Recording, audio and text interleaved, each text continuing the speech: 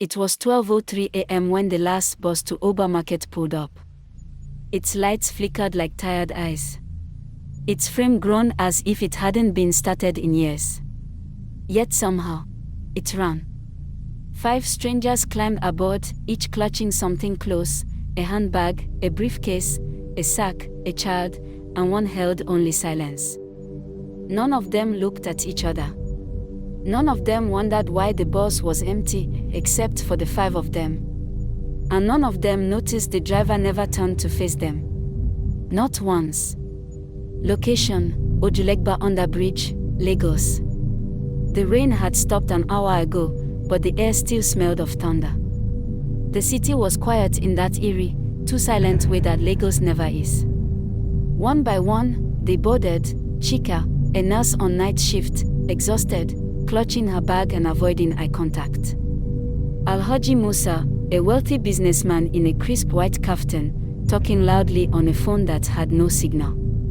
F, a university dropout turned pickpocket, carrying a small nylon bag full of watches and wallets. Mama Titi, a tired woman with a young girl sleeping in her lap. The last man, nameless, sat in the back. No one saw him get on. The engine coughed. The doors hissed shut. And the bus rolled forward. Minutes passed. Then hours. Or maybe it only felt that way. There were no stops. No other cars. Just an endless stretch of highway, flickering streetlights, and a growing sense that something was wrong. Driver, I need to drop. Chika called out. Silence. The driver never turned. Just kept driving. F was the first to truly panic. He reached into his bag, counting the wallets he'd stolen earlier that day. But one of them wasn't his. It was old, leather cracking, with a faded ID card inside. A name he recognized. Samuel Iromasil. A man he robbed and left bleeding under Carter Bridge. 3 nights ago. The photo blinked. He dropped it. The little girl on Mama Titi's lap suddenly sat up.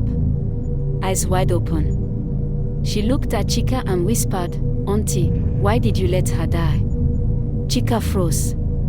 No one had spoken to her like that since the hospital, since the girl with asthma she refused to treat without payment. The child who died in the waiting room while Chika argued over bills. The girl's voice changed. Deeper. Not hers. Not human. You remember her, don't you? The bus shuddered. The lights flickered. For a moment, it was full.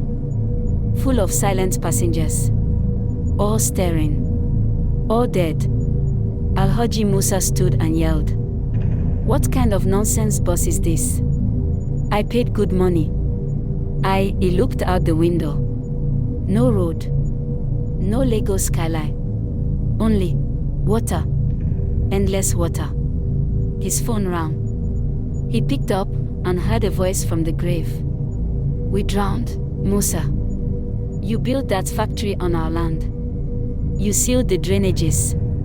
We drowned, and your money washed away our names. The bus dipped. Water leaked through the windows. But only for him. He screamed. No one else saw it. The nameless man finally stood. His face was hollow, but his voice was firm. This is not a normal bus. This is the night bus. They stared. You bought it when your sins outweigh your steps. When you've done more harm than good. This bus is your judgment. And it only stops for one of 2 things: redemption or damnation. Each passenger is forced to relive their worst moment. F is offered a chance to return the stolen wallet, but it burns his hands. He cannot hold it without facing his guilt. Chika is forced to look into the eyes of every patient she refused on principle. Musa must choose: drown in the guilt of his corruption or confess aloud and beg forgiveness. Mama Titi holds a child who is not really hers. Her real daughter died a year ago, neglected, starved while she chased a lover in another state. The boss gave her this child. As a question, what if you had stayed? The bus arrives at a strange terminal. A long, mist-covered station, silent and waiting. One by one, the passengers face their test. F throws the burning wallet out the window. But the nameless man shakes his head. Redemption requires pain. The wallet flies back into his lap. He screams. Musa kneels, crying. Confesses everything. The boss lets him walk off into the mist. Chika, silent, offers to take the place of the girl. To give her life if needed. The boss slows. Opens its door. Mama Titi clutches the child tightly. I'll do better this time. But the girl vanishes. She is left alone. And the bus keeps driving. Just when they think it's over, the nameless man walks to the front. Turns.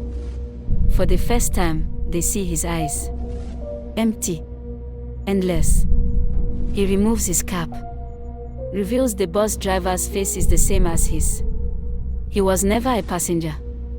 He was death. And this was not a journey to Oba Market.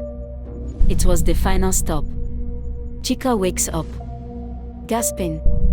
On a regular bus. Morning. F wakes up in a cell. Musa's face is on the front page. Billionaire found dead in hotel room. Mama Titi. Missing. Never seen again. Only one person remembers the bus. The conductor who swore he saw it that night. It had no license plate. No driver. And it never came back. In Lagos, they say if you're ever offered a ride on a night bus with no passengers and no conductor, don't ask questions. Don't board. And whatever you do, don't look back. Because some buses never really stop.